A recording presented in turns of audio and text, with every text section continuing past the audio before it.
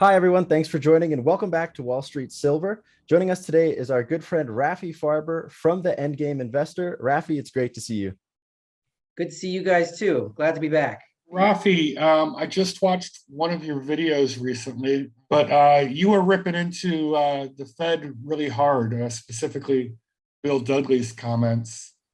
And it had to do with the Fed pretending like they're going to be reducing the balance sheet. I mean, not only, and I guess you called it like the triple threat, right? Not only are they pretending they're going to taper, not only are they pretending they're going to raise rates after the taper, but they're also pretending they're going to be actually selling off the balance sheet too, as if they have all of this flexibility.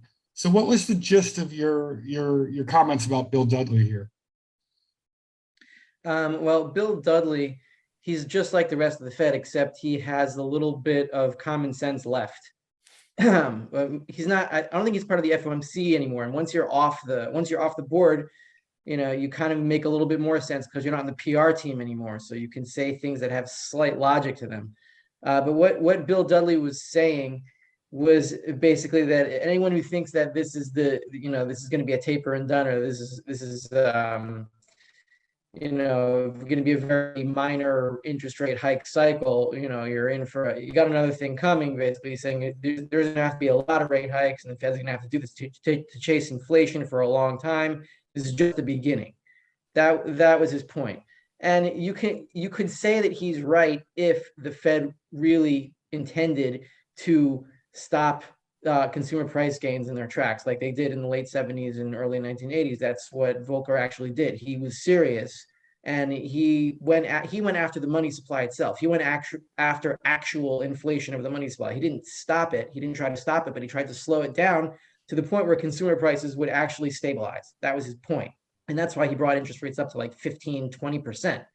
Right. But if Bill Dudley actually thinks that the Fed can do that, which is what he's implying with his words, then he's crazy, because that's impossible. I mean, theoretically, yeah, the Fed could do whatever it wanted. It could raise rates to like 500% overnight. I think what was it, the Central Bank of Norway did that one time to try to squeeze out speculators or some crazy thing. They can do whatever they want theoretically. The question is at what price? They always have to pay a price. And at the amount of debt that's in the system, and the rot in the banking system, and the way everything is interconnected, if they even raise rates to 2 or 3%, everything would fall apart. Are they willing to pay that price just to bring consumer prices down or to keep them stable? No, it's not going to happen. So on the one hand, Bill Dudley's right. If they wanted to chase inflation, they would have to bring rates a lot higher. On the other hand, he's wrong, because there's no way in hell they're going to do that. They're going to kill the dollar. At what point do we find out that who's naked in the water? The water, they bring down the money supply, and we find out who's wearing what. How far do you think they get in this process? Is it just the taper? It's all going to become clear, or do they have to actually raise rates before you think the market freaks out enough where the Fed just can't continue?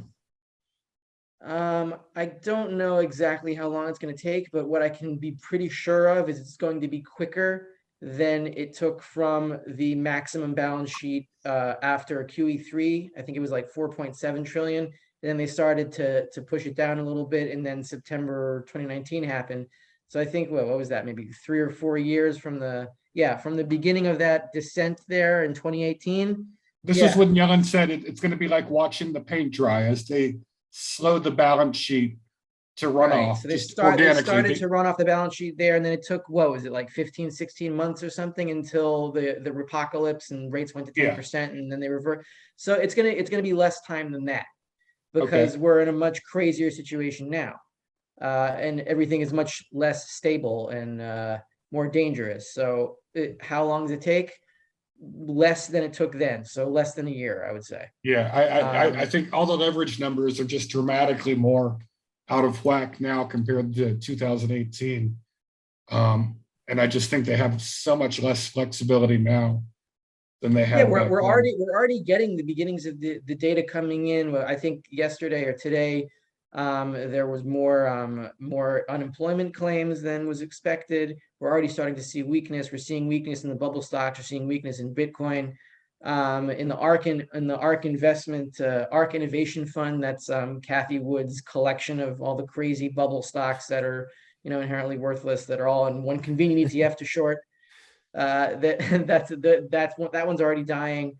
So we're seeing the periphery of this already, and nothing has happened on the balance sheet or in interest rates or anywhere. They've just begun a little bit of the taper.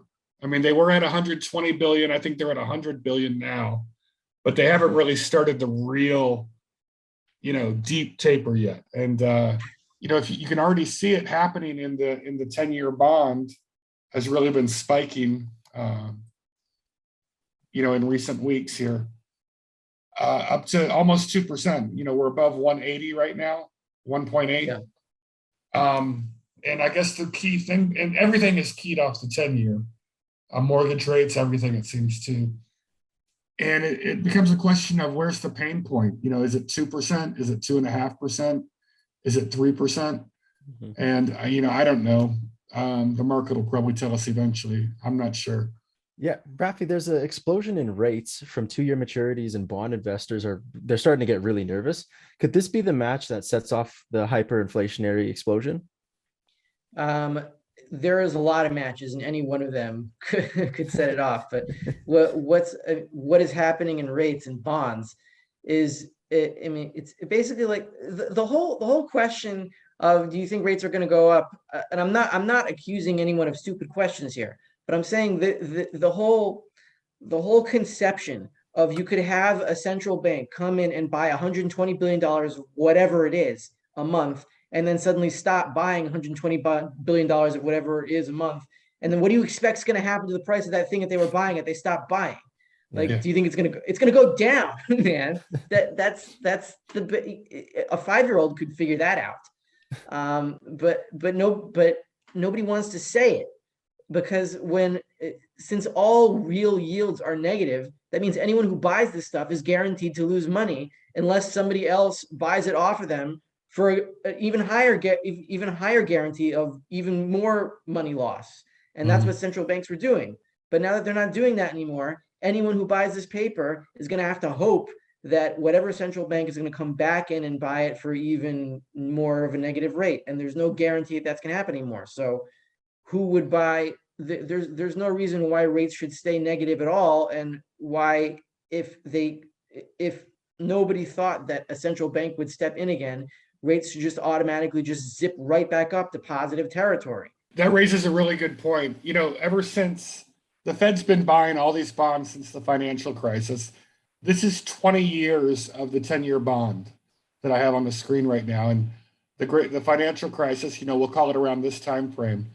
Prior to this, 4% or higher was pretty normal, right? 4% to 7% was sort of the range of the 10-year bond before the Fed was intervening so much in interest rates. And then you see, when the financial crisis happened in late 2008, that's when the Fed's balance sheet really started exploding. Sort of this time frame, 2008, it went from less than a trillion and exploded up to over 4 trillion over several years. And if the Fed truly were to taper, remove themselves from the market, what is the market clearing? That's the big question out there, right, Rafi? What's the clearing price, the market clearing price, to fund $3 trillion deficits and 30 trillion in debt from the US government, right? What does the private market demand? And with inflation at 7%, it's probably a lot higher than 1.8% on the 10-year bond, wouldn't you say? Well, you got to think, there is an inkling of what market interest rates should be for insolvent borrowers. I mean, what's the interest rate on a credit card of someone who has a high balance? It's about 25% or something. I mean, I don't carry a balance on my credit card, but I know that if I did, I'd be paying about 17, 18%, and I have good credit. But I'm not a central bank. I'm not a government. So they're ready to spike the rates up on me if I so much as have a tiny amount of balance. So I would expect that if I were a credit card company loaning to the federal government, personally, I wouldn't loan them anything for any amount. I would, Yeah. I would loan them, for the promise of, some hard money in return. I would loan them if they gave, on a gold or silver contract basis, but I wouldn't loan them paper because I Mhm. don't know what the value of the paper is going to be. So in the end, that's what's going to happen. I mean, that's just another way of saying like the U.S. government is bankrupt. It's just going to take, the public itself is going to have to call that by destroying the value of the paper that they borrow in. And once that happens, it's over. It's just about waking up the public now. There's only one more step to this. So Rafi, it looks like we're coming up on some sort of liquidity, as the Fed tightens, we're headed for some sort of liquidity crisis. How do you think this plays out? And as our audience wants to know, how does this affect silver and gold? Well, we could have another liquidity crisis. It certainly seems that we're in that direction, judging by the increase in unemployment, in initial unemployment claims. I think it was above estimates. I saw an article in Zero Hedge today.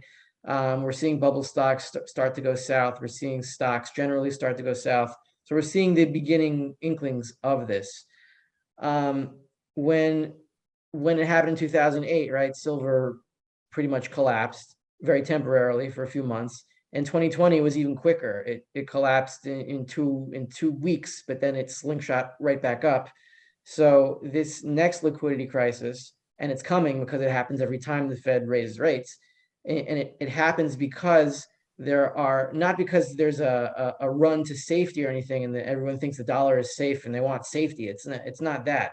It's that there's so much dollar-denominated debt overseas because of the very trade deficits and all this exporting of dollars that the U.S. does. There's like $13 trillion outside the banking system in dollars. So companies borrow in dollars, and when there is a liquidity crisis, they need dollar reserves to service their debts, or else they go bankrupt and they lose their assets. So it's a flight to debt service. It's an emergency, and that could happen again. And when it does happen again, the Fed can either not print and then let these companies go bankrupt.